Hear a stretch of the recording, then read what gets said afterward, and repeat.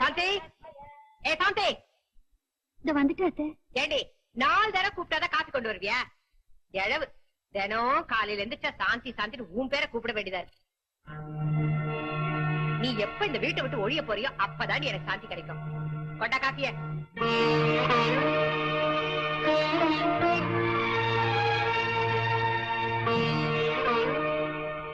ஆமா, மாசம் மாசம் உன் புருஷன் தூக்க முடியாம தூக்கிட்டு வந்து தருவான சம்பள பணம் 800 ரூபாய். இந்த மாசம் தேதி 2வது. இன்னும் ஏண்டி தரல? ராத்திரி ஆபீஸ்ல கொஞ்சம் லேட் ஆயிடுச்சு. வரும்போது நீங்க தூங்கிட்டு இருந்தீங்க. சரி காலையில கொடுக்கலாம்னு பார்த்தேன். இதுல 750 ரூபா இருக்கு. 800 ரூபாய் கொடுத்துட்டு இருந்த ஏன் 50 ரூபாய் குறையுது? கண்ணை ஸ்கூல்ல எல்லாரும் எக்ஸ்கர்ஷன் போறாங்களா, அவனும் போகணும்னு ஆசைப்பட்டான். அதான். ஐயோ ஐயோ ஐயோ, இந்த அக்கிரமத்தை கேட்கறதுக்கு யாருமே இல்லையா? வசன், வசன், ரேகா, ரேகா, இங்க வாங்கல. என்னம்மா? வசன், இந்த அக்கிரமத்தை பாத்தியா? நான் ஏதாவது பேசினா மூத்ததார்த்து பையன்னு இவன் குடும்பத்தை கொடுமைப்படுத்துறதா எனக்குன்னு வாச்சிருக்காரே அருமை புருஷன், அவர் குறை சொல்வாரு. வாடகையே இல்லாம இங்கேயே தங்கிக்கிட்டு 3 வேளை மூக்க பிடிக்க திங்கறதுக்கு ராசா மாசம் மாசம் 800 ரூபாய் பணம் தருவாரு. இப்ப அதுலயும் 50 ரூபாய் குறையுது. கேட்டா பெத்து வச்சிருக்காரே பையன், அவன் ஊர் சுத்த போறானா. அது வேற ஒண்ணும் இல்லம்மா, நான் மாசம் மாசம் செலவுக்கு 2000 ரூபாய் பணம் தரேன்ல, அந்த பணத்துல ஓசில எல்லா வசதியும் கிடைக்குது. அதான் பையனை ஊர் சுத்த அனுப்புறாரு. சின்ன குழந்தை அழுதானதான் அவனை எக்ஸ்கர்ஷன் அனுப்பலாமான்னு பார்த்தேன். சரிப்பா ஒண்ணும் போவேனா, இந்தாங்க. ரோஷம் பொத்துக்கிட்டு வந்துச்சா? இதுல ஒண்ணும் குறைச்சல் இல்ல. சரிம்மா, எனக்கு ஆபீஸ்க்கு டைம் ஆச்சு, நான் கிளம்புறேன். சரிப்பா.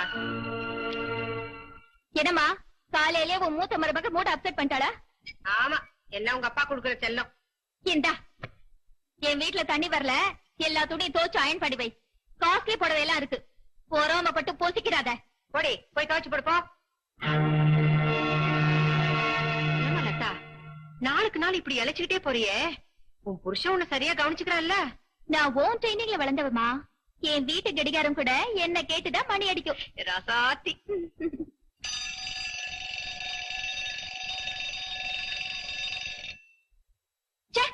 எந்த நாசு சலாரம் வச்சது?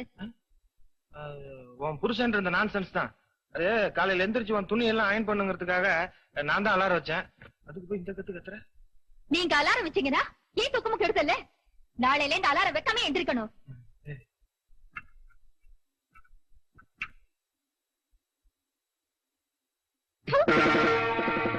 காஃபியாது வர வர திமிர் ஜாஸ்தியா போச்சு. போய் வேலை காஃபி கொண்டு வா.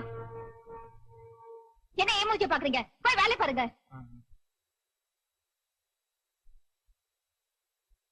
அம்மா, என்னடா வர வர உன் மருமகளோட தொல்லை ஜாஸ்தியா போச்சு. பாபு, இப்ப வருத்தப்பட்டு என்னப்பா பிரயோஜனம்?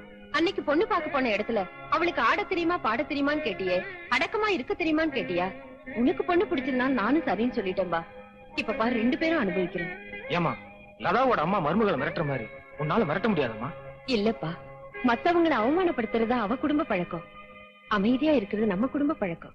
இங்க என்ன ஏன் குடும்பத்தை பத்தி பேச்சு? கொஞ்சம் கூட பயமே இல்லையா? ஜாக்கிரதையா இருங்க. மண்ணெண்ணெய ஊத்தி என்ன கொளுத்த பாத்தீங்கன்னு போலீஸ்ல கம்ப்ளைண்ட் கொடுத்துருவேன்.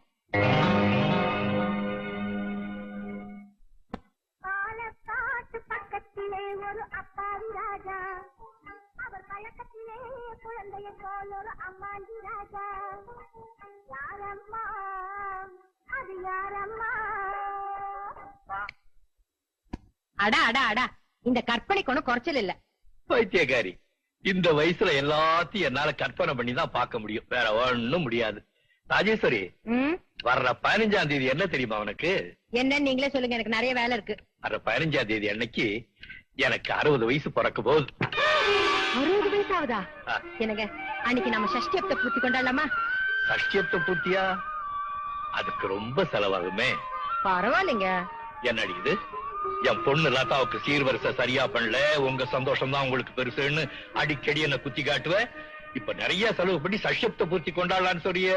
யாருக்குமா சஷ்டிப்த பூர்த்தி? வாமா லதா, வர 15ஆம் தேதி உங்க அப்பாவுக்கு 60வது பிறந்த நாள் வருது. அத நல்லா கொண்டாடலாம் நான் ஆசைப்படுறேன்.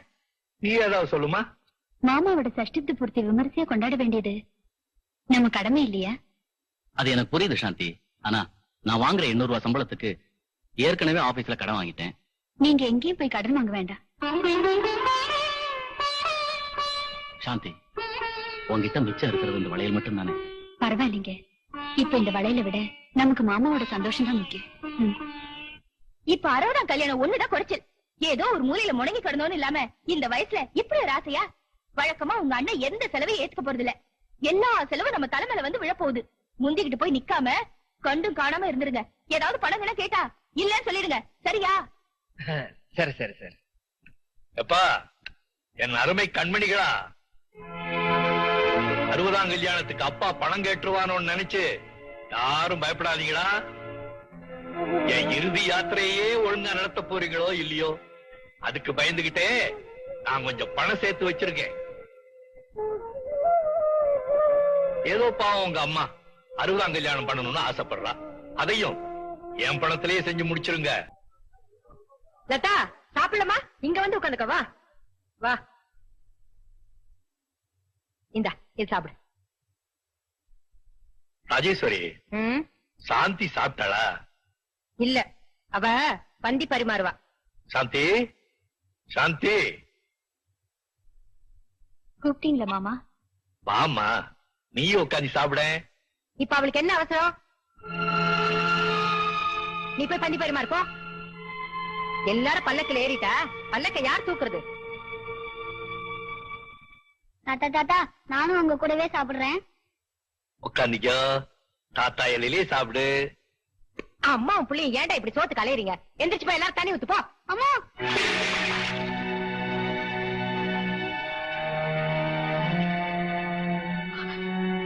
சனியில சனியில பாத்து போறதுக்கு என்னடா? தாத்தா, ராஜேஸ்வரி, எனக்கு தெரியும் இப்படி நடக்கும்னு. வேணும்னுதான் இப்படி பண்ணிருக்கேன். என் புடவை எல்லாம் போச்சு. பொறாம நீ, நீங்க ஃபாரின் புடவை கட்டிருக்கீங்கல்ல, அந்த பொறாம. தரித்திரம் பிடிச்சவன். இந்த சனியை வீட்டை விட்டு ஒழிஞ்சாதான் எல்லாருக்கும் நிம்மதி. ஏன் நீ இன்னும் நிக்கிற? போய் உள்ள. ராஜேஸ்வரி, நல்ல நாள் அதுவுமா. பெரியவங்க எல்லாரும் ஆசீர்வாதம் பண்ணுவாங்கன்னு நீ அரிச்சு கொட்டீங்க. நீ ஆசைப்பட்டதுக்காக தான் நான் அதுக்கெல்லாம் சம்பவிச்சேன். உன்னுடைய அக்கிரமத்தை எல்லாம் பாக்குறதுக்கு நல்ல வேளை எனக்கு கண்ணு காது கேட்காம போயிருந்துச்சுன்னா ரொம்ப சந்தோஷப்பட்டிருப்பேன்.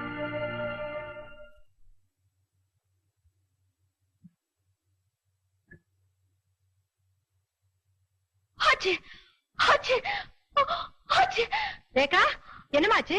எல்லாம் இவ்வளவுதான் அத்தை. என்ன செஞ்சா? ஏய் சாந்தி, என் ரூம பெருக்கியா நீ? இப்பதான் ரேகா பெருக்கிட்டு வந்தேன். அப்போ நான் போய் சொல்றேங்கிறியா? வந்து என் ரூம பாரு, தூசி எல்லாம் அப்படியே இருக்கு. அந்த அலர்ஜினாலதான் எனக்கு தும்மல் வந்துருச்சு. இல்ல ரேகா.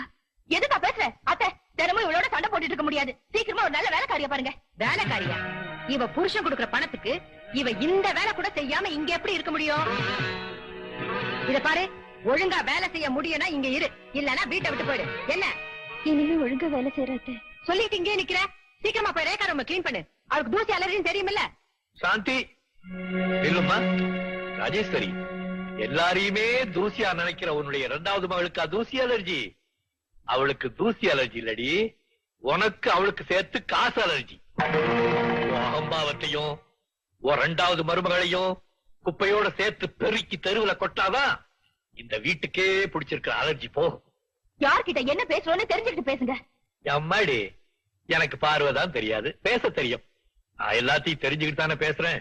என் புருஷன் வரட்டும், 2ல ஒண்ணு பாத்துடுறேன்.